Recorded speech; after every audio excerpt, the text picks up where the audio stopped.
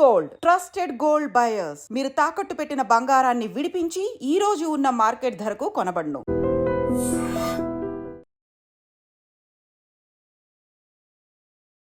Hi, hello, నమస్తే, welcome back to iDream media. ఈరోజు మనతో ఉన్నారు founder and director of centre for human security studies అయిన రమేష్ కన్నిగంటి గారు.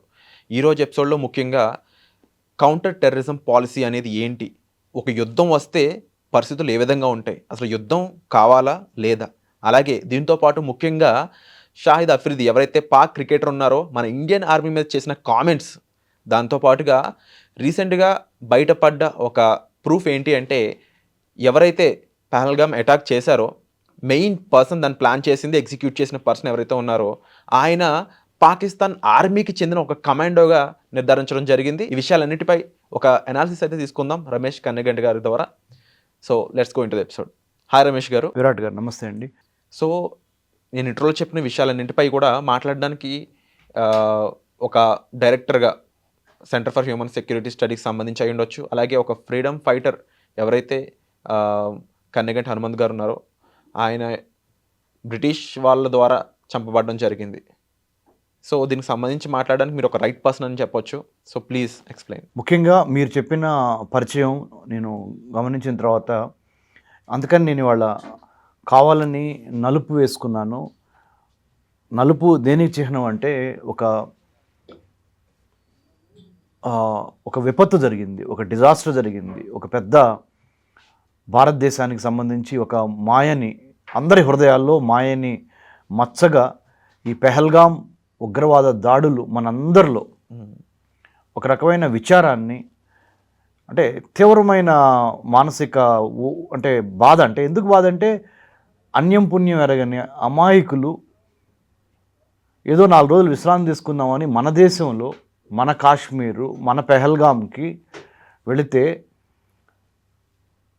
పచ్చని పారాన్ని కూడా ఆరని నవ వధువు భర్తని తన కళ్ళ ముందలే పాయింట్ బ్లాంక్ పెట్టి చంపేసే టెర్రరిస్టులు. అది చూసి అసలు ఎలా, ప్లస్ రిటైర్మెంట్ తీసుకొని 30 సంవత్సరాల పాటు దేశానికి పనిచేసి రిటైర్మెంట్ తర్వాత 4 రోజులు ఈ ఎండలు భరించలేక, ఈ వేడి భరించలేక అటు పెహల్గాం వెళ్తే, మన కాశ్మీర్ సేద్దార్దామని అలాంటి కుటుంబాలను చంపేశారు. అంటే ముఖ్యంగా ఇక్కడ హిందువా ముస్లిమా అని తెలుసుకోవడానికి మగాళ్ళ యొక్క బట్టలు విప్పించి మరి చెక్ చేసి చంపడం చాలా చాలా అంటే అంటే అదే చెప్తున్నానండి. మనిషి మానవత్వం ఏమైంది, అసలు మానవత్వం ఏమైంది, హ్యూమనిజం, మానవ మతం, మానవ కులం అనేది మర్చిపోయి మతాల పేరు మీద ఈ మత ఛాందసవాదంతో ఒళ్ళు బలిసి మదం ఎక్కి వావి వరుసలు మరిచి మనాతన మరిచి నిండు ప్రాణాలని బలి కొనే హక్కు, ఒక ప్రాణం విలువ, ఒక ప్రాణం ఖరీదు. మీరు అన్నట్టుగా ఆ ప్రాణం ఖరీదు దేన్నైనా సృష్టించవచ్చు, కానీ చనిపోయిన మనిషిని మళ్ళీ బతికించలేము మనం. ఇది తెలిసి కూడా చేశారు అంటే కావాలని మతం పేరు మీద చేశారు. అది మీరు అన్నట్టుగా హిందువా అనే మాట మాట్లాడి చంపటం అనేది ఇక దాన్ని మించిన పాపం ఇంకోట్లేదు. ఏ మతాన్నైనా సరే మతాన్ని అడిగి చంపటం అనేది పాపం. ఈసారి బలైంది మన హిందూ జాతి. కాబట్టి మనందరం ఇప్పుడు పార్టీలకి అతీతంగా, కులాలకి మతాలకి అతీతంగా ఒకటే జెండా, ఒకటే ఎజెండా. విరాట్ జెండా, జాతీయ జెండా, మువ్వన్నెల త్రివర్ణ పతాకం మన జాతీయ జెండా. ఆసేతు హిమాచలం, కాశ్మీర్ నుంచి కన్యాకుమారి వరకు కాపాడుకోవాల్సిన గురుతర బాధ్యత మన భుజస్కంధాల మీద ఉన్నది. ఈ ఐడ్రీమ్ ద్వారా ఈ యొక్క కార్యక్రమాన్ని చూస్తున్న ప్రతి తెలుగు వ్యక్తికి, ప్రతి భారతీయుడికి నేను చెప్పేది ఒకటే: మీరు మీ పిల్లలతో కూర్చొని మన దేశం పట్ల, దేశ రక్షణ, దేశ భద్రత, విదేశీ వ్యవహారాలు, మనం ఎప్పుడు పుట్టాం? 1947 ఆగస్టు 15 పుట్టాం, ఒక జాతిగా, ఒక దేశంగా, సర్వసత్తాక సార్వభౌమ స్వతంత్ర రాజ్యంగా 15 ఆగస్టు 1947లో పుడితే మనము ఆ రోజు నుంచి ఈ రోజు వరకు మనం ఎవరో మతం పేరుతో వేరే దేశాన్ని ఆక్రమించడం కానీ, వేరే ప్రాంతాల మీద మనం తిరుగుబాటు చేయటం కానీ చేయలేం. మనం మరి ఇలాంటి మారణకాండ ఈ మతపరమైన ఈ ఉగ్రవాదము దీన్ని కుకుటి వేళ్లతో సహా పెకిలించాలని నేను నల్సార్ యూనివర్సిటీ ఆఫ్ లా, అంటే భారతదేశంలో నెంబర్ 1 నెంబర్ 2 ఉన్న యూనివర్సిటీ నుంచి రాజీనామా చేసి 2010లోనే నేను centre for human security studies అనే సంస్థను స్థాపించి హైదరాబాద్లో 2013లో దిల్సుఖ్ నగర్ బాంబింగ్ జరిగింది. అవును. గోకుల్ చాట్, మక్కా మసీద్, లుంబినీ పార్కులో ఉగ్రవాదానికి ప్రాణాలు కోల్పోయారు. ముంబైలో 2008 నవంబర్ 26న 166 మందిని పొట్టన పెట్టుకున్నారు. పాకిస్తాన్ నుంచి వచ్చిన తీవ్రవాదులు అరేబియా సముద్రం ద్వారా వచ్చి బాంబేకి వచ్చి అప్పుడు ముంబైకి వచ్చి ముంబైలో ఉన్న రైల్వే స్టేషన్ని, తాజ్మహల్ హోటల్ని, నారిమన్ పాయింట్లో వేరే దాన్ని మూకుమ్మడిగా 166 మందిని పొట్టన పెట్టుకున్న ఉగ్రవాదుల మీద ఒక అధ్యయనం చేసి 166 మంది ఆ రోజు చనిపోయారు. 166 మంది.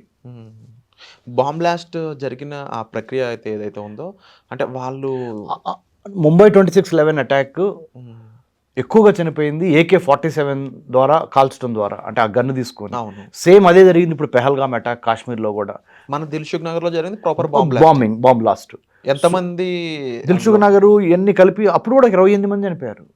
Okay okay. ఇది అన్ని ఇన్సిడెంట్స్లో 30 వరకు. లుంబినీ పార్క్ కానీ, గోకుల్ చాట్ కానీ. ఎంతమంది టెర్రరిస్టులు దాన్ని ప్లాన్ చేయడం జరిగింది? అదే అంటే రంగంలో దిగింది 3, దాని వెనక పెద్ద ఒక వ్యవస్థ ఉంటుంది. సో అసలు ఈ ఉగ్రవాదం అంటే ఏంటి, ఈ ఉగ్రవాదం యొక్క మానసిక స్థితి ఎలా ఉంటుంది, ఒక నార్మల్ మనిషి, ఒక సాధారణ మనిషి ఒక ఉగ్రవాదిగా ఎందుకు మారుతున్నాడు, మారటానికి వెనక ఎటువంటి కుట్రలు, ఎటువంటి శక్తులు పనిచేస్తున్నాయి, వాటిని ఎట్లా ఎదుర్కోవాలి అనేది ఒక సిస్టమేటిక్గా స్టడీ చేసి ఉగ్రవాదాన్ని అణచటము, కౌంటర్ టెర్రరిజం అనేదాన్ని ఒక పాఠ్యాంశంగా కూడా పెట్టాలని నేను 2013 నుంచి కృషి చేస్తున్నాను. దాంట్లో భాగంగానే centre for human security studies పెట్టి, మానవ రక్షణ అధ్యయన సంస్థ పెట్టి, ఒక రీసెర్చ్ థింక్ ట్యాంక్, అంటే మేధోమథనం చేసే థింక్ ట్యాంక్, అంటే ఒక మంచి తాగే వాటర్ని ఎట్లయితే ఒక వాటర్ ట్యాంక్లో పెడతామో, ఒక మంచి దేశం కోసం ఒక మంచి ఆలోచనల సముదాయం, IASల్ని, IPSల్ని, army, navy, air force, police, వీళ్ళందరినీ ఒక చోట తీసుకొచ్చి నేను 2013 మార్చి 21 నుంచి 2010లో స్టార్ట్ చేశాను centre for human security studies. 2013 నుంచి 24 గంటలు అదే పని. అంటే మీరు చెప్పండి, ఇప్పుడు ఎంతోమంది IAS, IPS ఇలాంటి వాళ్ళతో మీరు రోజు మీ లైఫ్ని కొనసాగుతూ ఉంటుంది. అలాంటి పర్సన్ అయిన మీకు పహల్గామ్ అటాక్ జరిగాక ఏమనిపించింది? అది జరిగాక కూడా ఇండియాలో ఉన్న ఏ సిటీని కూడా ఎవరు మెన్షన్ చేయలేదు, కానీ హైదరాబాద్ని స్పెసిఫిక్గా మెన్షన్ చేసి ఇక్కడ దాడులు జరిగే అవకాశం ఉంది, Hyderabad is the next target అని అంటూ ఉన్నారు. దిల్సుఖ్ నగర్ బాంబింగ్ అయి ఉండొచ్చు, లేకపోతే దానికి ముందు జరిగిన ఓల్డ్ సిటీకి సంబంధించిన విషయాలు అయి ఉండొచ్చు, అండ్ ఉగ్రవాదులు ఇక్కడ నుంచి పుట్టుకొస్తున్నారు అనే ఒక మాట కూడా హైదరాబాద్ మీద రాస్తున్నారని చెప్పొచ్చు. వీటి మీద మీ అనాలిసిస్ ఏంటి? వెరీ గుడ్, మంచి ప్రశ్న వేసావు విరాట్, చాలా మంచి ప్రశ్న ఇది. మనము హైదరాబాద్ నుంచి వయా కాశ్మీర్, అమెరికా వరకు, హైదరాబాద్ నుంచి వయా ఢిల్లీ, వేరే ప్రాంతాలైన ఆఫ్ఘనిస్తాను, పాకిస్తాను, బంగ్లాదేశు, లేకపోతే ఇంకెక్కడికైనా వెళ్ళండి మీరు. మనం గమనించాల్సింది ఏంటంటే హైదరాబాద్లో కూడా హిందూ ముస్లింల మధ్య మంచి రిలీజియస్ టాలరెన్స్, పరమత సహనం ఉంది. ఇస్లాంకి, హిందూకి అప్పుడప్పుడు ఏదైనా జరిగినాయేమో కానీ గొడవలు, mostly by and large Hindus and Muslims we live with good understanding and co existence. మన మధ్య ఒక మంచి సంబంధాలు ఉన్నాయి. వాళ్ళల్లో అందరూ చెడోళ్ళు కాదు. ఒక అసలు ఇస్లాం అంటేనే పీస్ అని అర్థం. Islam is peace, but very few in Islam fundamental elements, very few.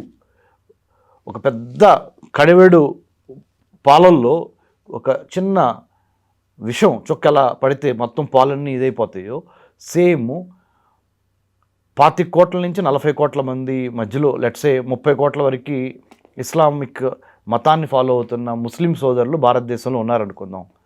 ఆ 30 కోట్లలో 3,000 మంది మత ఛాందస్వాదులు ఉన్నా కానీ ఈ 30 కోట్ల మంది చేసిన మంచి పనులన్నీ ఆ 3,000 మంది మత ఛాందస్వాదులు నాశనం చేసేస్తారు. 30 కోట్ల మంది మంచి హృదయం కలిగిన Muslims ఉన్నారనుకుందాం.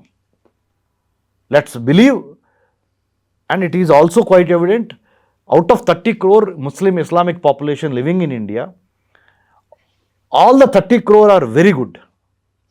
But only those 3,000 fundamental extremist ideological Islamic people, they have been perpetrating this extremist ideology. So we have to eliminate those 3,000 people. Indian government వీరి మీద ఎలాంటి చర్యలు తీసుకోవాలంటారు? దీన్ని ఎలాగా క్లోజ్ చేయాలంటారు ఈ ఇష్యూని? కానీ లేకపోతే ఇప్పుడు మీరు చెప్పిన 30 కోట్లు 3,000 మంది అనే ఈ అంశాన్ని ఇండియన్ గవర్నమెంట్ ఏ విధంగా ట్యాకిల్ చేయాలి? Very good. ప్రాబ్లం ఒకటి, ఉగ్రవాదం, ప్రాంతీయవాదం, ఉగ్రవాదం, కులవాదం, మతవాదం, ఈ వాదాలు 4 చెప్పా కదా. ఈ 4 వాదాల్లో ఉగ్రవాదం అనేది చాలా డేంజర్. ఈ 3 వాదాలు కూడా డేంజరే, కానీ ఇది చాలా డేంజర్. ఉగ్రవాదం అంటే ఈ టెర్రరిజాన్ని అణచడానికి ఎటువంటి పాలసీ ఉండాలి, ఎటువంటి విధి విధానం ఉండాలి, కౌంటర్ టెర్రరిజం పాలసీ అంటారు దాన్ని. ఎలాంటిది ఉండాలంటే 2047 కల్లా, అంటే 2047, కరెక్ట్గా 1947 నుంచి 2047, అంటే 100 సంవత్సరాలు మనం ఒక దేశంగా, స్వతంత్రం వచ్చిన దేశంగా 100 సంవత్సరాలు సెలబ్రేట్ చేసుకునేది ఎప్పుడు? 2047, 2047. ఆ లోపలికి మనం ఏం చేయాలంటే, అంటే వాళ్ళ నుంచి కరెక్ట్గా ఇంకొక 22 ఏళ్ల తర్వాత, 23 ఏళ్ల తర్వాత 2047కి వెళ్ళిపోతాం.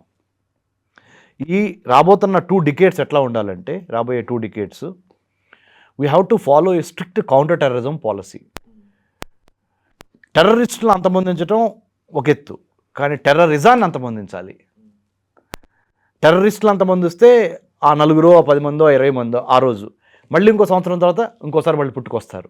అలా ఇంకోసారి పుట్టుకు రాకుండా టెర్రరిజాన్ని అంతమొందించాలంటే we have to plan, prepare, perspire a plan ఒకటి ఉండాలి.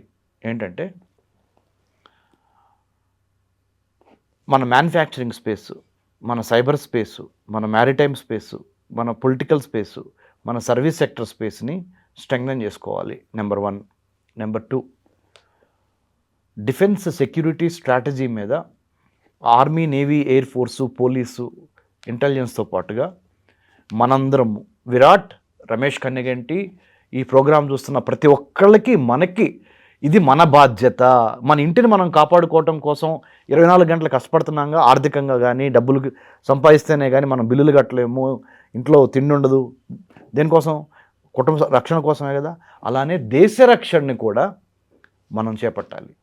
మనం సివిలియన్, అంటే మిలిటరీ యూనిఫామ్ లేకపోయినా మన దేశాన్ని కాపాడుకోవటం కోసం మన దేశానికి మిత్రులు ఎవరు, శత్రువులు ఎవరు తెలుసుకోవాలి. మన దేశ సరిహద్దు ఎంత, మన దేశ బోర్డర్స్ ఎన్ని? 15,000 కిలోమీటర్లు భారతదేశానికి బోర్డర్ ఉంది వేరే దేశాలతో. 11,098 కిలోమీటర్లు భారతదేశానికి సముద్ర తీర ప్రాంతం ఉంది విరాట్. ఈ 11,098 కిలోమీటర్లు ప్రాంతంలో ఉన్న గుజరాత్, మహారాష్ట్ర, గోవా, కర్ణాటక, కేరళ, తమిళనాడు, ఆంధ్ర, ఒరిస్సా, వెస్ట్ బెంగాల్, ఈ 9 సముద్ర తీర ప్రాంత రాష్ట్రాల్లో ఉన్న ప్రతి వ్యక్తి ఆ తీర ప్రాంతంకి వెళ్ళి ఒకసారి ఏం జరుగుతుంది అక్కడ తెలుసుకొని, ఉన్న ఆ తీర ప్రాంతంలో చేపలు పట్టుకొని బతుకుతున్న ఫిషింగ్ కమ్యూనిటీని కూడా 2 కోట్ల మంది పైగా చేపలు పట్టేవాళ్ళు ఉన్నారు ఈ 9 రాష్ట్రాల్లో కలిపి.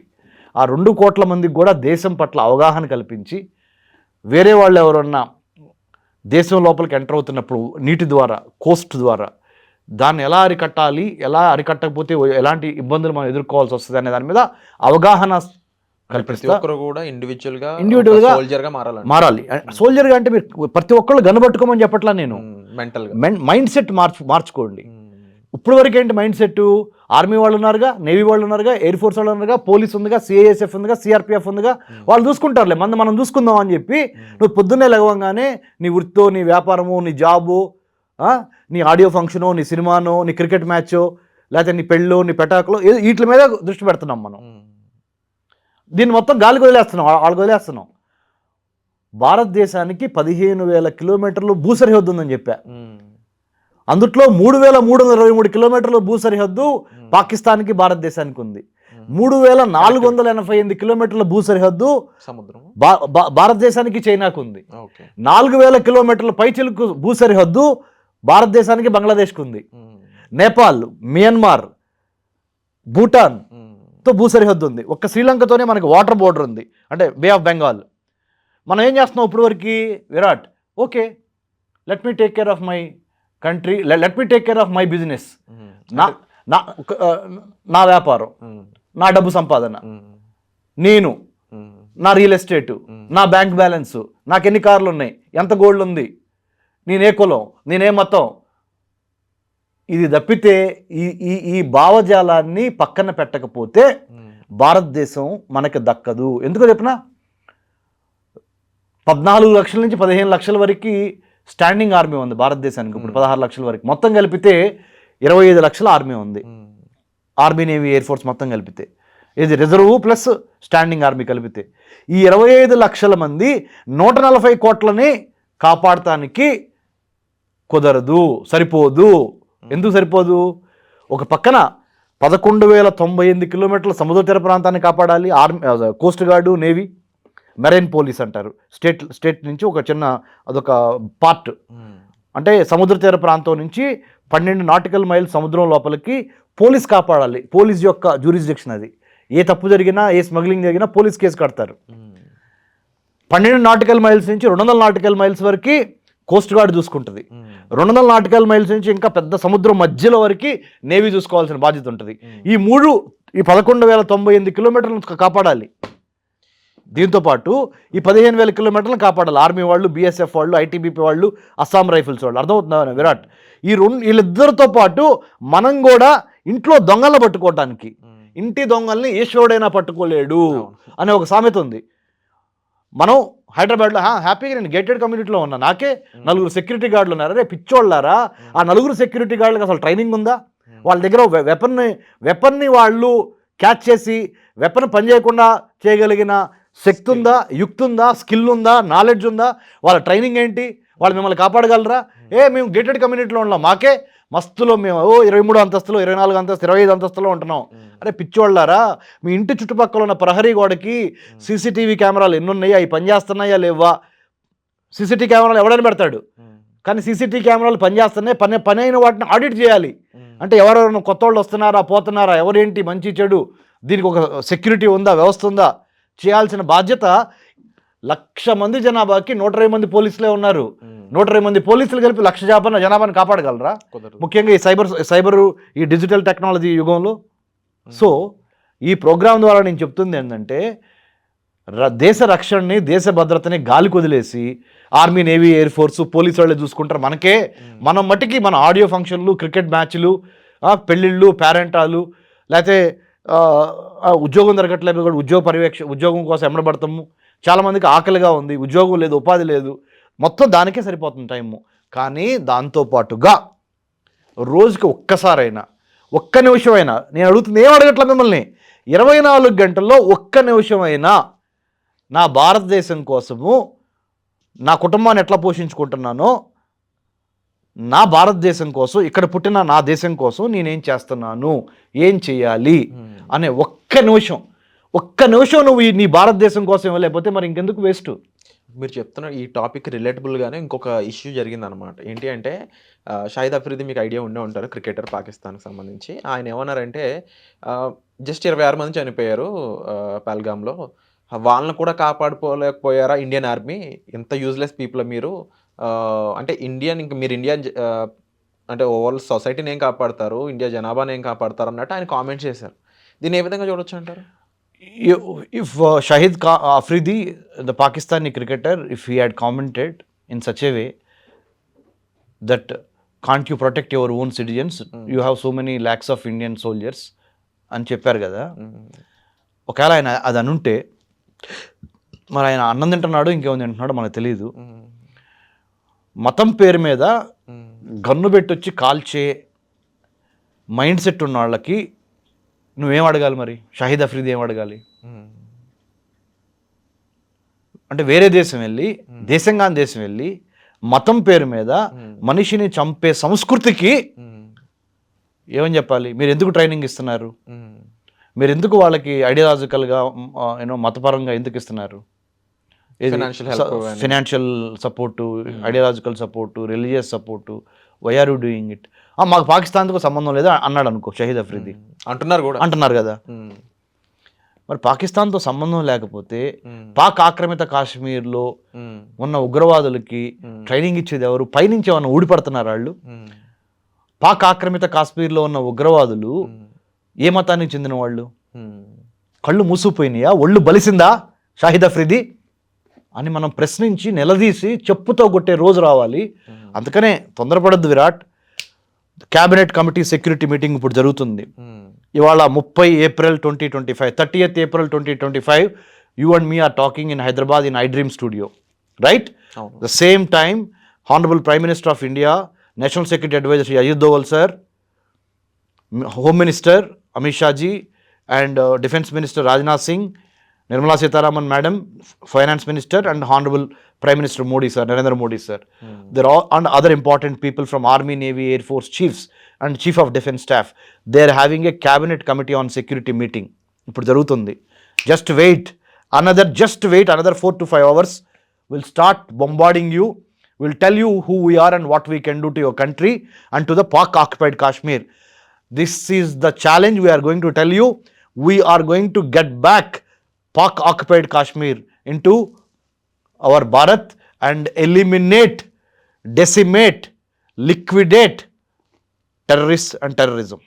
అండ్ ఇది ఒక పక్కన ఇలా ఉంటే అఫ్రీద్ లాంటి పర్సన్స్ ఇలాంటి కామెంట్స్ చేస్తున్న టైంలో రీసెంట్గా బయటపడ్డ నిజాలు ఏంటి అంటే కొన్ని ఫొటోస్ బయటకు రావడం జరిగింది అనమాట. అందులో మెయిన్ పర్సన్ ఎవరైతే దీన్ని మొత్తాన్ని ప్లాన్ చేసి ఎగ్జిక్యూట్ చేసిన పర్సన్ ఎవరైతే ఉన్నారో హీజ్ ఎవరో కాదు, పాక్లో ఏదైతే వాళ్ళకి ఒక ఆర్మీ సెక్షన్ ఉంటుంది కదా, దాని ఆర్మీ కమాండో అంట, హసీం బోసా అని చెప్పేసే పర్సన్.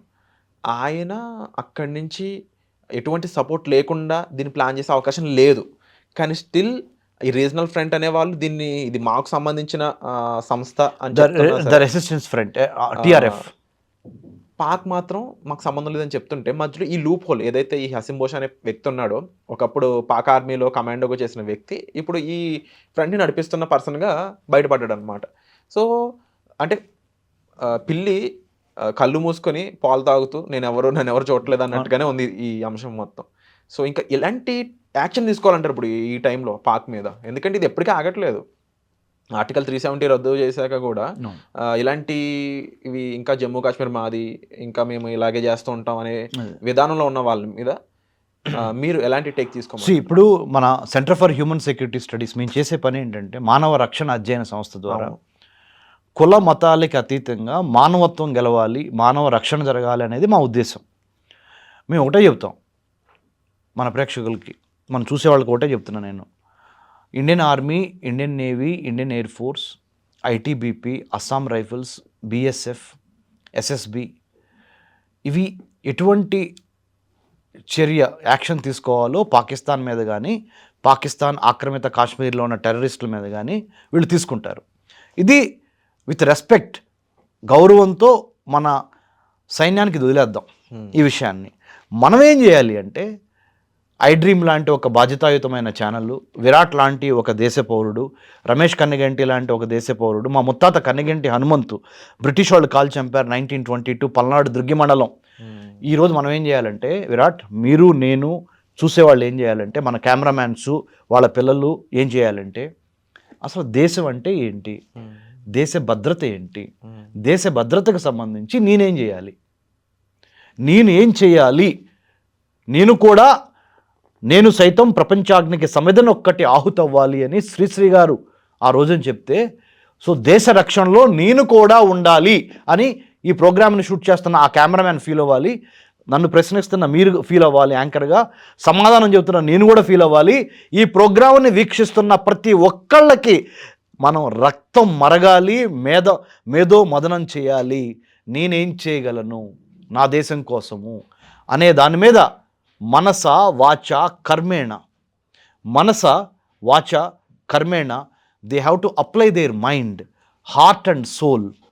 మనస్సుని హృదయాన్ని ఒక చోట పెట్టి దేశ రక్షణకి నేనేం చేయాలి, ఎటువంటి అవాంఛనీయ సంఘటనలు జరగకుండా ఉండాలి అంటే వేరే మతాల నుంచి కానీ, వేరే కులాల నుంచి కానీ, వేరే ప్రాంతాల నుంచి కానీ ఎవరెవరు ఎక్కడి నుంచి వచ్చి ఇక్కడ ఉంటున్నారు, దీని మీద ఒక స్పృహ ఉండాలి, ఒక ఆలోచన ఉండాలి. అంటే మీకు సిచ్యువేషన్ చెప్తాను. చెప్పండి. మీరు ఎలా ఆలోచించాలి అని చెప్పేసి జనాలందరికీ మనకి చెప్తా ఉన్నారు. మంచి ఉద్దేశ్యం ఇది. కాకపోతే జస్ట్ ఒక క్రికెట్ మ్యాచ్‌లో ఇండియా మీద పాకిస్తాన్ నెగ్గితేనే పాకిస్తాన్ జెండాలు పట్టుకొని ఇప్పటికీ ఇదే ఇండియాలో ఉన్న, ఇదే తెలుగు రాష్ట్రాల్లో ఉన్న ఈ హైదరాబాద్ నగరంలో ర్యాలీలు చేస్తూ ఉంటారు కొంతమంది. అలాంటి వాళ్ళున్న ఈ దేశంలో, ఈ నగరంలో మనం చేతులు కట్టి కూర్చుంటున్నాం. అందులో ఏ డౌట్ లేదు. కానీ మన వాళ్ళకి ఏం చెప్తారు? మరి ఇలాంటి సిచ్యువేషన్స్ ఇంకా జరుగుతుంది. Very good, very good. 22 April 22 April 2025 Pahalgam attack తర్వాత భారతదేశంలో ఉన్న ముస్లిమ్స్లో కూడా పాకిస్తాన్లో ఉన్న టెర్రరిస్టులు కానీ, పాక్ ఆక్రమిత కాశ్మీర్లో ఉన్న టెర్రరిస్టులు కానీ వాళ్ళ మీద అసహ్యం కలిగింది మన ఇండియన్ ముస్లిమ్స్కి కూడా. సో రమేష్ గారు మీరు చెప్పండి, అంటే ఇప్పుడు centre for human security studies అన్నప్పుడు మనుషుల యొక్క సెక్యూరిటీని ఒక బాధ్యతగా తీసుకుంటూ స్థాపించిన సంస్థ ఇది. అవునండి. ఇప్పుడు కౌంటర్ టెర్రరిజం పాలసీ కానీ లేకపోతే వీటన్నిటి మీద మీకు అవగాహన ఉంటుంది. మీరు చెప్పండి, అసలు ఇప్పుడున్న సిచ్యువేషన్కి సొల్యూషన్ ఏంటి? అంటే ఉగ్రవాదం అనేది ఒక మైండ్ సెట్ అండి. ఆ మైండ్ సెట్లోకి వెళ్ళి మార్పు తీసుకురావాలి. ఎప్పుడైతే ఉగ్రవాదాన్ని తగ్గించి మానవత్వాన్ని, మానవతావాదాన్ని పెంచాలి అనే ఒక ఆలోచన, ముఖ్యంగా ఏ మతాలైతే ఉగ్రవాదానికి పాల్పడుతున్నాయో ఆ మత ఛాందసవాదులను అందరిని కూర్చోబెట్టి వింటే విన్నారు, లేకపోతే వేసేయాలి. ఒకటే మార్గం. విని మారారు. మారలేదంటే సామం, దానం, భేదం, దండం అంటారు. బుల్లెట్కి బుల్లెట్తోనే వాళ్ళకి, అంటే వాళ్ళకి అదే భాష అర్థం అవుద్ది, వేరే భాష అర్థం కాదు. ఎవరైతే మారట్లేదో వాళ్ళని ఎలిమినేట్ చేసేయాలి అంతే. మారుతున్న వాళ్ళని మారుదాము అనే మార్పు మైండ్ సెట్, మారుదాము, పేదరికం మూలాన మతోన్మాదానికి వెళ్ళాను, ఉద్యోగం లేకపోవటం మూలాన మతోన్మాదానికి వెళ్ళి వాళ్ళు చెప్పింది నేను టెర్రరిస్ట్గా మారుతున్నాను, నాకు వద్దు, నాకు ఉద్యోగం ఉండి ఉపాధి ఉండి బాగుంటే మట్టికి నాకు అసలు ఆ మతం అనేది నాకు వద్దు, నేను బతుకుతా 10 మందికి అన్నం పెడతాను, అందరితో కలిసి ఉంటాను అనే ఈ భావనలు ఉన్నవాళ్ళు, అంటే గోడ మీద ఇటు పడితే ఇటు పడిపోతారు, ఇటు పడితే ఇటు పడతారు, సిట్టింగ్ ఆన్ ద ఫెన్స్ అంటారు. ఆ తీరానికి ఇటు పడిపోతారు. ఆ ఎలిమెంట్స్ ఏంటో మనం గమనించి అటువంటి వాళ్ళని మళ్ళీ వెనక్కి తీసుకొచ్చే విధంగా డీరాడికలైజేషన్ అనేది కూడా జరగాలి. రాడికలైజేషన్ అంటే మత పిచ్చి, మతోన్మాదం. డీరాడికలైజేషన్ అంటే మతాన్ని, మత పిచ్చిని, మతోన్మాదాన్ని, మతం తప్పు కాదు, మత ఉన్మాదం తప్పు,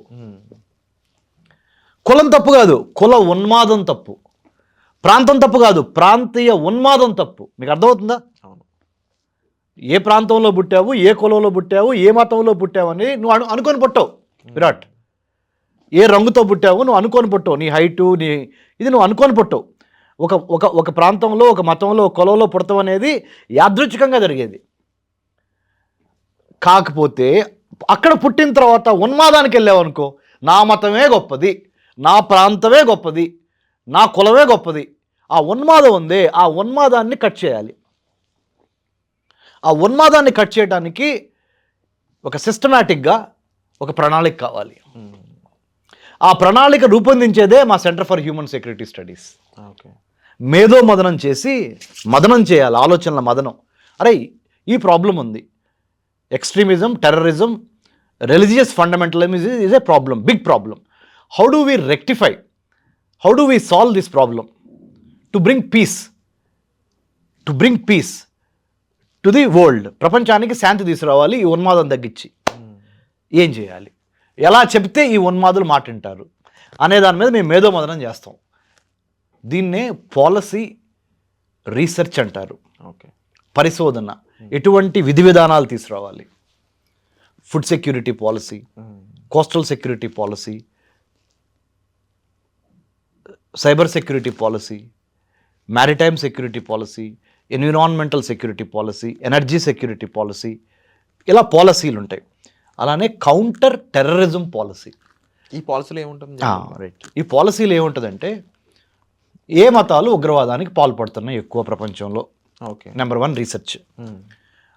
వాళ్ళే ఎందుకు పాల్పడుతున్నారు, ఒక మతం అనుకుంటే ఆ వాళ్ళే ఎందుకు పాల్పడుతున్నారు, దానికి కారణాలు 2, దానికి కారణాలు ఏంటి 3, దానికి ఎటువంటి పరిస్థితులు దోహదపడుతున్నాయి ఆ మతం ఉన్మాదం పెరగటానికి, ఇంపాక్ట్ చేస్తాను. ఎటువంటి పరిస్థితులు సహకరిస్తున్నాయి. ఇలా ప్రతి ప్రశ్నకి లోతుగా విశ్లేషణ చేసి ప్రపంచంలో ఉన్న మతాలని స్టడీ చేసి ప్రపంచంలో ఉన్న కాన్ఫ్లిక్ట్ ఏరియాస్ని స్టడీ చేసి వాళ్ళ ఐడియాలజీ ఏదైతే అదే వాళ్ళ ఐడియాలజీ అంటే వాళ్ళ యొక్క ఆలోచనల సముదాయము, వాళ్ళ మనస్తత్వము, ఆలోచనల సముదాయము. సిద్ధాంతపరంగా ఐడియాలజీ అంటే సిద్ధాంతము, సైద్ధాంతిక పరమైన వాళ్ళ మైండ్ సెట్ ఏంటో గ్రహించి దాన్ని తగ్గించాలి అంటే సిస్టమేటిక్గా ఎట్లా తగ్గించాలి, ఒకేసారి తగ్గించలేం. సిస్టమేటిక్గా ఎటువంటి మార్పులు తీసుకోవాలి, అడ్మినిస్ట్రేటివ్ బ్యూరోక్రటిక్ మార్పులు ఎటువంటివి తీసుకోవాలి, మిలిటరీ పరమైన మార్పులు ఎటువంటివి తీసుకోవాలి, ఇంటెలిజెన్స్ పరంగా ఎటువంటి మార్పులు తీసుకోవాలి, తర్వాత పోలీసు శాఖను ఉపయోగించి ఎటువంటి మార్పులు తీసుకురావాలి ఈ ఉగ్రవాదాన్ని తగ్గించడానికి. స్కూల్స్ కాలేజెస్లో ఎడ్యుకేషన్ని మతోన్మాదానికి వ్యతిరేకంగా మతోన్మాదాన్ని తగ్గించడానికి ఎటువంటి ఎడ్యుకేషన్ పాలసీస్ తీసుకురావాలి. ఇది ఒక 10 డిపార్ట్మెంట్లు కూర్చొని మేధోమదనం చేసి ఈ ఉగ్రవాదం అనే సమస్యను తగ్గించాలి అంటే ఈ 10-15 departments, government agencies plus media లాంటి సంస్థలు, మీలాంటి ఐడ్రీమ్ లాంటి మీడియా సంస్థలు, లేకపోతే వేరే మీడియా ఛానల్స్ చాలా ఉన్నాయి, ఇంకా ఎలక్ట్రానిక్ మీడియా, ప్రింట్ మీడియా, అందరం media, government, police, armed forces, అదే defence persons, universities, think tanks, మాలాంటి థింక్ ట్యాంక్స్ అందరం కలిసి కూర్చొని టెక్నాలజీ పీపుల్, మత పెద్దలు, రిలీజియస్ హెడ్స్, ప్రతి మతానికి ఒక రిలీజియస్ హెడ్ ఉంటాడు కదా, వాళ్ళని కూడా కూర్చోబెట్టి దీన్ని over a period of time సిస్టమేటిక్గా ఎలా తగ్గించాలి, ఈ ఎక్స్ట్రీమిస్ట్ ఫండమెంటల్ రిలీజియస్ ఫండమెంటలిజాన్ని ఎలా తగ్గించాలి అనే దాని మీద శిక్షణ తీసుకోవటానికి నేను 2-3 దేశాలు వెళ్ళి మన దేశంలో తిరిగి ఒక పాలసీ తీసుకొచ్చాం. ఓకే. ఐఏఎస్లు, ఐపీఎస్లు, army, navy, air force officers, university professors, media పెద్దలు, పబ్లిక్ ఇంటలెక్చువల్స్ అందరినీ కూర్చోబెట్టి ఒక 5 పాయింట్లు తీసుకొచ్చాం. Counter terrorism policy in 2025 in the background of Pahalgam attacks, terrorist attacks in Pahalgam, Jammu and Kashmir. Point number 1 Virat, ప్రతిరోజు ప్రతి మనిషి మనం లెగవంగానే భారతదేశానికి ఉన్న 15,000 కిలోమీటర్లు ల్యాండ్ బోర్డర్ ఉందని చెప్పాను, 11,098 కిలోమీటర్లు కోస్టల్ బోర్డర్ ఉందని చెప్పాను, 11,098 kilometers of coastline of India, 15,000 kilometers of borderline of India with other states. Like we share a land border with Pakistan, 3,323 kilometers అని చెప్పాను నేను. సపోజ్ నువ్వే ఉన్నావు విరాట్, పొద్దునే లెగుస్తావు, 3,323 స్టెప్స్ ఒక 30 minutesలోనో 40 minutesలోనో వేయాలి. నువ్వే ఊర్లో ఉంటే ఆ ఊరు. 3,323 స్టెప్స్ అంటే మహా అయితే ఒక 20 నిమిషాలు అయిపోతాయి. అది ఎందుకో తెలుసా? ఎందుకు? To remind yourself, I share my land border with Pakistan 3,323 కిలోమీటర్లు. కాబట్టి పాకిస్తాన్ బోర్డర్లో ఏం జరుగుతుంది, ఇండియాకి పాకిస్తాన్కి మధ్య ఉన్న ఈ బోర్డర్లో ఏం జరుగుతుంది, ఏం జరగాలి అనే దాని మీద నీ జీవన విధానంలో నువ్వు ఫిట్గా పెట్టుకుంటా. 3,323 స్టెప్స్ వేస్తే నువ్వు ఫిట్ అవుతావు. రేపు పొద్దున ఒకవేళ యుద్ధం వస్తే నువ్వు గన్ పట్టుకునే స్టేజ్ నీకు ఉంటుందా ఉండదా? ఫిట్నెస్ ఉంటుంది. Sound mind lives in a sound body అంటారు. యుద్ధం రాపోయినా ఈ 3,323 స్టెప్స్ నువ్వు ఏదైతే వేస్తున్నావు, ఎగ్జాంపుల్ చెబుతున్నా, ఎవ్రీడే వేస్తున్నావు. ఎవ్రీడే కాదు, ఒకరోజు పాకిస్తాన్ కోసమే, పాకిస్తాన్ ఎదుర్కోవటం కోసం. రెండో రోజు 3,488 స్టెప్సే, అంటే చైనాని ఎదుర్కోవటం కోసం. చైనాకి భారత్కి మధ్య 3,488 కిలోమీటర్ల ల్యాండ్ బోర్డర్ ఉంది. India and China share 3,488 kilometers of land border. So Monday let's say Pakistan 3,323 kilometers into steps, నీ ఫిట్నెస్ పెరుగుతుందా లేదా? Tuesday 3,488 kilometers of steps between, అంటే that is the land border between India and China. So you are making 3,488 steps here in KBR Park if you are living in Hyderabad or wherever you live in this country. 3,488 కిలోమీటర్లు ని 3,488 స్టెప్స్గా మార్చుకో నువ్వు. మంగళవారం, Tuesday 3488 steps, బుధవారంకి వెళ్ళు 4000 kilometres of land border we share with Bangladesh. ప్రస్తుతానికి ఈ మూడిటితోనే కదా మనకి ప్రాబ్లం ఉంది, అవునా కదా? చైనాతో, పాకిస్తాన్తో, బంగ్లాదేశ్, అవునా కదా? వారంలో ఈ 3 రోజులకి ఒక రోజు తర్వాత ఒక రోజు అయినా సరే ఈ 3 రోజులకి సంబంధించి ఒక్కొక్క దేశానికి సంబంధించి ఎన్ని స్టెప్స్ ఉన్నాయో, ఎన్ని కిలోమీటర్లు ఉన్నాయో అన్ని స్టెప్స్ నువ్వు వేసావు అనుకో, నువ్వు ఫిట్ అవుతావు అవ్వా? ఫిట్ అవుతాం.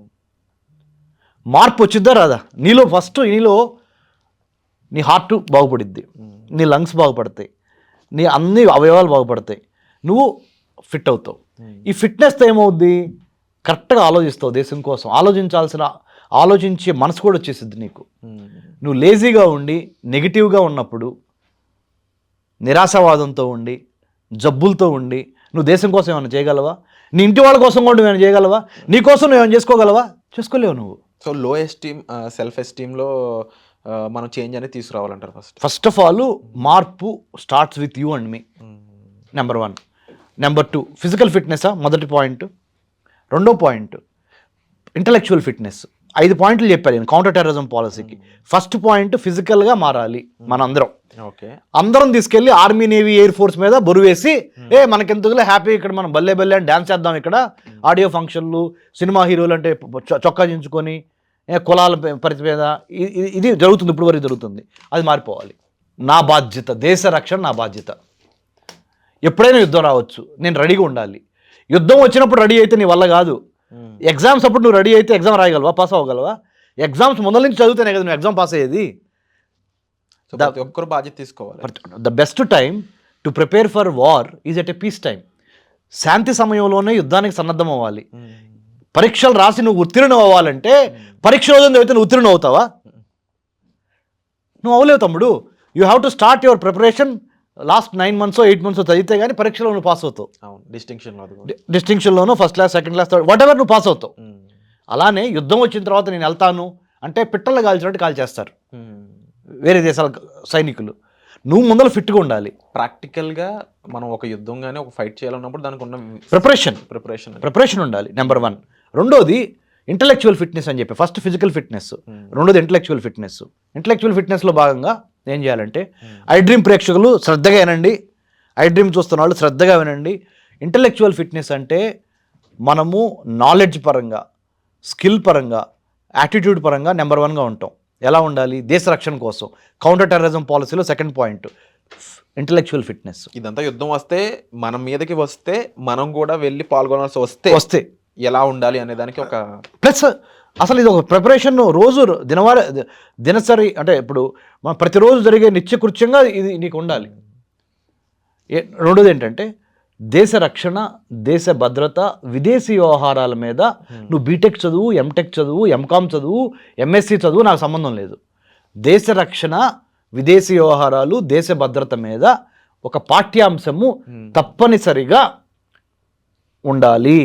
ప్రపంచం ఎటుపోతుంది, ప్రపంచంలో అసలు ఏం జరుగుతున్నవి, ప్రపంచంలో జియో పాలిటిక్స్, ప్రపంచంలో ఎన్ని దేశాలు ఉన్నాయి, భారతదేశం ఒక దేశం కదా ప్రపంచ దేశాల్లో, మన దేశం వెనకబడాలా, ముందలకెళ్ళాలంటే ఏం చేయాలి, నేనేం చేయాలి దేశం ముందలకెళ్ళాలంటే, నేను ముందలకెళ్ళాలంటే అనే ఒక ఇంటలెక్చువల్, మేధోపరమైన ఫిట్నెస్ ఉండాలి.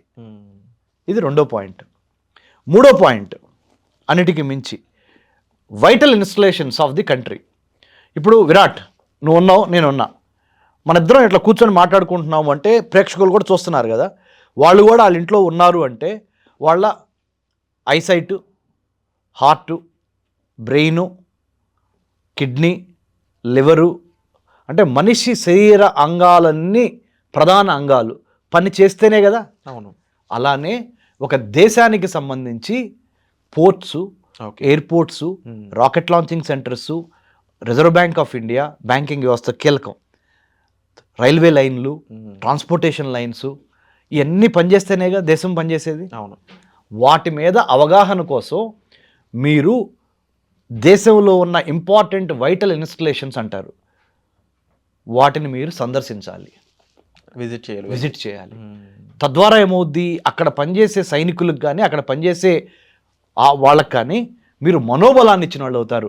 ఓ, నేను ఎక్కడో బోర్డర్లో పనిచేస్తున్నాను, నన్ను అందరూ వదిలేసేశారు, నా దేశీయులందరూ దేశం లోపల హ్యాపీగా ఉన్నారు అనే ఫీలింగ్ వాళ్ళకి ఇవ్వకుండా బోర్డర్లో పనిచేస్తున్న వాళ్ళ కోసం ఒకసారి మీరు బోర్డర్ విజిట్ చేసి ఆర్మీతోనో, నేవీతోనో, ఎయిర్ ఫోర్స్తోనో, ఐటీబీపీతోనో, అస్సాం రైఫిల్తోనో, బీఎస్ఎఫ్తోనో కూర్చొని వాళ్ళతో మాట్లాడి వాళ్ళతో కలిసి తిని, sir we salute you for your service అనే ఒక motivating word to our defence forces ఎంత శక్తినిచ్చింది వాళ్ళకి. అరే నా దేశ ప్రజలు నా సేవను గుర్తించి వచ్చారు అనేది ఒకటి. ఇంకోటి, అసలు ఇంతమంది కలిసి పనిచేస్తేనే కదా నేను బతుకుతున్నాను అనే ఒక స్పృహ నీకు కూడా వచ్చింది ఫస్ట్ ఆఫ్ ఆల్. ట్రూ. ఇది మూడోది. నాలుగో పాయింట్, ఫస్ట్దేమో ఫిజికల్ ఫిట్నెస్ చెప్పాను, కౌంటర్ టెర్రరిజం పాలసీలో భాగంగా. రెండోదేమో ఇంటలెక్చువల్ ఫిట్నెస్, మేధోపరంగా, నాలెడ్జ్ పరంగా దేశం పట్ల అవగాహన రెండోది. మూడోదేమో pilgrimage to all the vital assets of the country, మూడో పాయింట్. నాలుగో పాయింట్ ఏంటంటే ఎమోషనల్ ఫిట్నెస్. ఎమోషనల్ ఫిట్నెస్ అంటే కౌంటర్ టెర్రరిజం పాలసీలో ఎమోషనల్ ఫిట్నెస్ చెప్తా. ఎలా అంటే అన్ని మతాలు ఈ 10 ఏళ్ళు కలిస్తేనే కదండి శక్తి. అవును. హిందూ, ముస్లిం, క్రిస్టియన్, ఎస్ఐయా, పార్సీ, జైన్, ఇంకా అదర్ మతాలు, ఈ అన్ని మతాలు కలిస్తేనే కదా భారతదేశం. మన శక్తి ఏంటి? లౌకిక రాజ్యం. మనం సెక్యులర్ కంట్రీ. ఈ 10 మందిని కలిపి ఒక్కళ్ళే ఏమీ చేయలేరు. ఒక్కళ్ళు ఒక స్టెప్ తీసుకోగలరు, ఫస్ట్ స్టెప్ తీసుకోగలరు. కానీ ఈ ఫస్ట్ స్టెప్ తీసుకున్న ఒక్కడికి ఈ 9 మంది సహకరిస్తే విజయం అవుద్ది. అలానే భారతదేశంలో ఉన్న అన్ని మతాలు, కులాలు, ప్రాంతాల వారు ఒకటే ఎజెండా, ఒకటే జెండా. ఎజెండా ఏంటి? భారతదేశ రక్షణ, భారతదేశ అభివృద్ధి. ఇది ఎజెండా. జెండా ఏంటి? త్రివర్ణ పతాకము, మువ్వెన్నెల మన జాతీయ జెండా. ఈ జెండా, ఈ ఎజెండా కోసము ఇంక మనకు వేరే ఎజెండాలు ఏమొద్దు. Congress, BJP, TDP, YSRCP, Hindu, Muslim, Mala, Madiga, Reddy, Kamma, Kapu, North India, South India, East India, West India కొట్టుకొని సావకుండా ఒక జెండాతో, ఒక ఎజెండా మీద 10 మంది కలిస్తే కలవకపోతే ఏమో తెలుసా? ఎవడికి ఎవడు దూకుంటాడు. మన జరిగినట్టే. కలవాలి అనేది ఒక నైతిక బాధ్యత. మానవ కులం, మానవ మతం. అరే అందరినీ కోస్తే వచ్చేది ఎర్రటి రక్తమేరా బాబు, పోయేది అందరం మట్టిలోకే కదా. తెలిసి కూడా ఆ బలుపు ఎందుకు మనకి? నీకు తెలీదా? నువ్వు పోతే నేను మట్టిలో కప్పెడతారని తెలిసి కూడా ఎందుకు బలుపు? నేను కమ్మ, నేను కాపు, నేను రెడ్డి, నేను మాల, లేకపోతే నేను మాదిగ, లేకపోతే నేను ముస్లిము, నేను హిందూ, నేను పార్సీ, నేను సిక్కు. అరే మతం అనేది ఓన్లీ మీకు ఒక మార్గం చూపించడానికి పెట్టుకున్నదేరా బాబు. మతం ద్వారా చివరికి మతం యొక్క సినాప్సిస్ ఏంటి? నువ్వు బతికి 10 మందిని బతికిచ్చు, నేచర్ని నాశనం చేయకుండా, ప్రకృతిని నాశనం చేయకుండా ప్రకృతితో మమేకమై జీవించు. మనము ఈ ప్లానెట్ ఎర్త్ మీద ఒక విజిటర్, ఒక గెస్ట్. మనలాంటి వాళ్ళు ఇంతమంది వచ్చి పోయారు మట్టిలోకి, మనం పోతాం రేపొద్దున. అరే ఉన్న 4 రోజులైనా సంతోషంగా ఉండి అందరం కలిసి ఒక జెండా, ఒక ఎజెండా తీసుకొని ముందుకు వెళ్దాము అనేదే ఎమోషనల్ ఫిట్నెస్. కౌంటర్ టెర్రరిజంలో భాగంగా 4th పాయింట్ ఎమోషనల్ ఫిట్నెస్. ఇది ఫైనల్ పాయింట్. మీకు స్టార్టింగ్ మళ్ళీ చెప్తున్నా వ్యూవర్స్ కోసం, చూసేవాళ్ళ కోసం. First physical fitness, 2 intellectual fitness, 3 emotional fitness, 4వ పాయింట్ చెప్తున్నా స్పిరిచువల్ ఫిట్నెస్. స్పిరిచువల్ ఫిట్నెస్ అంటే ఏంటి? మతానికి పైన ఉన్నదే స్పిరిచువాలిటీ. అన్ని మతాల సారాంశం ఒకటే, హిందూ, ముస్లిం, ఏదైనా కానీ లివ్ అండ్ లెట్ లివ్. మహాత్ముడు బుద్ధుడు కూడా అదే చెప్తాడు, నువ్వు బతికించు. ఇది స్పిరిచువల్ ఫిట్నెస్. ఇది ఫైనల్గా 5th పాయింట్ ఫైనాన్షియల్ ఫిట్నెస్.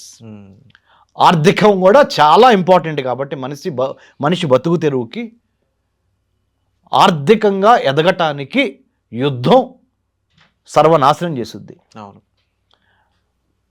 యుద్ధంలో 21వ శతాబ్దంలో క్లియర్గా విన్నర్స్ ఎవరు లేరు. అన్ఫార్చునేట్లీ నువ్వు యుద్ధం గెలిచినా కానీ ఓడిపోతావు ఆర్థికంగా. యుద్ధం గెలవచ్చు కానీ ఆర్థికంగా ఓడిపోతావు. కాబట్టి మనిషిని చంపుతావు, మనిషిని నువ్వు మళ్ళీ తీసుకురాలేవు. సో 5వది ఏంటంటే ఫినాన్షియల్ ఫిట్నెస్ సాధించాలంటే యుద్ధం జరగకూడదు. సింపుల్. యుద్ధం జరిగితే ఏమవుతుందో తెలుసా? ప్రపంచంలో 70% వర్తక వాణిజ్య వ్యాపారాలు సముద్రం ద్వారా జరుగుతాయి. ఓడలు, షిప్పుల ద్వారా. ట్రాన్స్పోర్ట్ అంతా. ఇప్పుడు 2 దేశాలు కొట్టుకున్నాయి అనుకో, ఆ 2 దేశాలతో ఆగదు యుద్ధం. ఒక దేశానికి ఇంకో కొన్ని దేశాలు జతగడతాయి, ఇంకో దేశానికి ఇంకొన్ని గ్రూపులుగా జతగడతాయి.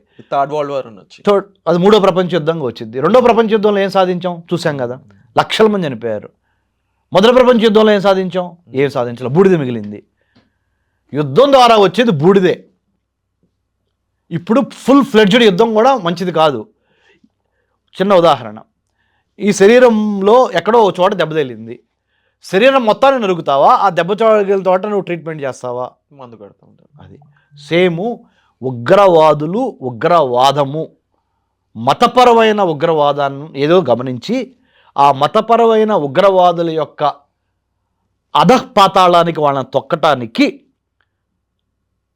సామం, దానం, భేదం, దండం అన్నీ వాడి we have to take care of the counter terrorism policy. అంటే ఉగ్రవాద నిరోధక విధి విధానము.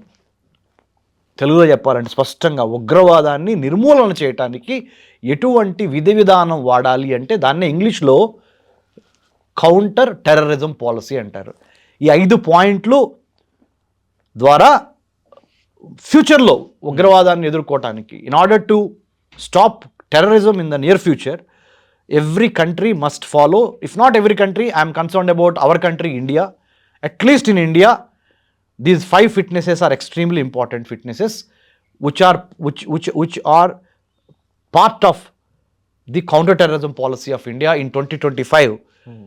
Planned, prepared, designed and delivered by Dr. Ramesh Kanneganti, great grandson of Kanneganti Hanumantu, shot by the British for freedom fighter. That is me, myself. This is the way that I wanted to respond to my country and to protect my country. I think మీ అందరూ ఎవరైతే ఈ programme చూస్తున్నారో, I know you all have your knowledge, your skill, your attitude. మీరందరూ తెలియగల వాళ్ళే, ఎవడు తెలివి తక్కువ లేడు. భగవంతుడు మీకు ఒక చక్కటి సహజ మేధస్సు ఇచ్చాడు. ఉగ్రవాద నిర్మూలనకి in order to stop terrorism and have a counter terrorism policy, మీ సూచనలు, మీ సలహాలు నేను ఒక్కడనే తీర్మానకారం అనుకుంటే అది నా యొక్క బుద్ధిహీనత. I don't think that I am the greatest. I am one among you.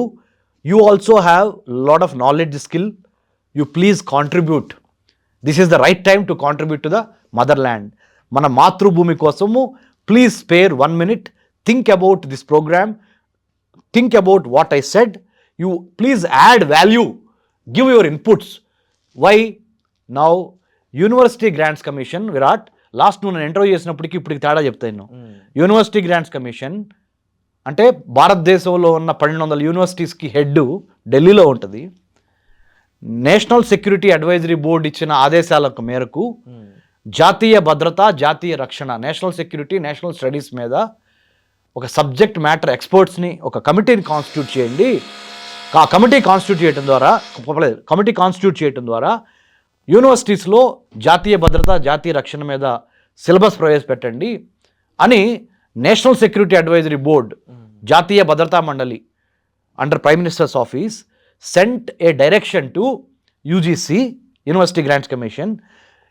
In response to that, university grants commission appointed a subject matter expert committee with 5 members and they made me as the chairman. Wonderful. To draft syllabus on national security studies through Swayam portal అని యూజీసీలో ఒక స్వయం portal ఉంటుంది. ఆ portal ద్వారా ఆన్లైన్లో అన్ని universities ఈ కోర్సుని తీసుకోవచ్చు, నేషనల్ సెక్యూరిటీ స్టడీస్ అనే కోర్సుని. దీనికి ఏంటి అర్హత? దీనికి ఎనీ డిగ్రీ చదువుతున్న వాళ్ళు they can opt this course. దాని మీద ఇప్పుడు ఆ కోర్సుకు సంబంధించి విధి విధానాలు రాయమని నన్ను చైర్మన్గా పెట్టారు.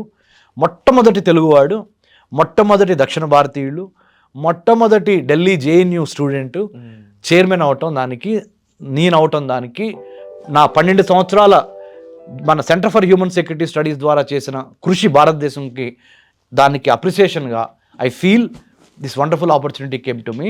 Now is the right time for each one of you to give me inputs. మీరందరూ ఇన్పుట్స్ ఇవ్వండి, మీరందరూ సూచనలు సలహాలు చేయండి.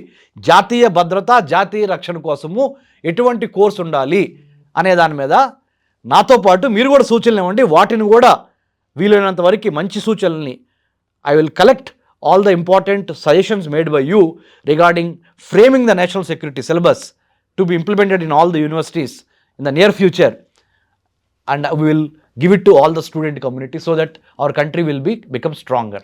First of all congrats sir, అంత గొప్ప పొజిషన్ మన తెలుగు వాళ్ళకి లభించడం మీ ద్వారా. మీకు అది వచ్చిన అంటే అది తప్పకుండా మాకు కూడా అది మనందరికీ గర్వకారణం తమ్ముడు. So we are very proud of you.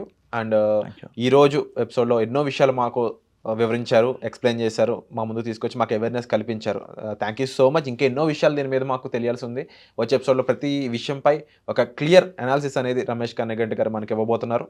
So దానికి సంబంధించిన మరిన్ని ఎపిసోడ్ మీ ముందు తీసుకొచ్చే ప్రయత్నం అయితే మేము చేస్తాము. Thank you so much. జై హింద్. జై హింద్. సో విన్నారు కదండి, కౌంటర్ టెర్రరిజం పాలసీలో ఎలాంటి అంశాలు ఉంటాయి, ఈ అంశాలన్నీ కూడా మనం ఎలా పాటించాలి అనే దాంతో పాటుగా యుద్ధం వస్తే జరిగే పరిస్థితులు, తర్వాత నష్టపోవడం కానీ ఏ విధంగా ఉంటుంది అనేది. అయితే మన బాధ్యత ఏంటి అంటే ఈ విషయంపై స్పందించడం. మీ స్పందన కామెంట్ రూపంలో అయితే మాకు తెలియజేయండి. మీ కామెంట్స్ కోసం ఎదురు చూస్తుంటాం. దీంతో పాటుగా మరెన్నో రెవల్యూషనరీ ఎపిసోడ్ మీ ముందుకు తీసుకురావడానికి ప్రయత్నం చేస్తాం. Thank you so much. నిజంగా ప్రస్తుతం ఉన్నటువంటి సమాజం దేనికి ప్రయారిటీ ఇస్తుంది? ఆర్థిక సంబంధాల చుట్టూ మాత్రమే తిరుగుతోంది. మళ్ళీ ఎన్నికలంగానే చాలా విరక్తి కలుగుతున్నాం. మంచి అనిపిస్తుంది కదా, లేడీస్ కూడా ఛాలెంజింగ్ జాబ్స్ చేసినప్పుడు చాలా బాగుంటది. ట్రాఫిక్ అసిస్టెంట్స్ గా నియమించిన ట్రాన్స్జెండర్స్ అందరితో సాల్యూట్ చేయించుకుంటున్నారు. ఫుడ్ డెలివరీ ఇవ్వటానికి వెళ్ళినటువంటి డెలివరీ బాయ్ అనిల్ పై కళ్ళ ముందు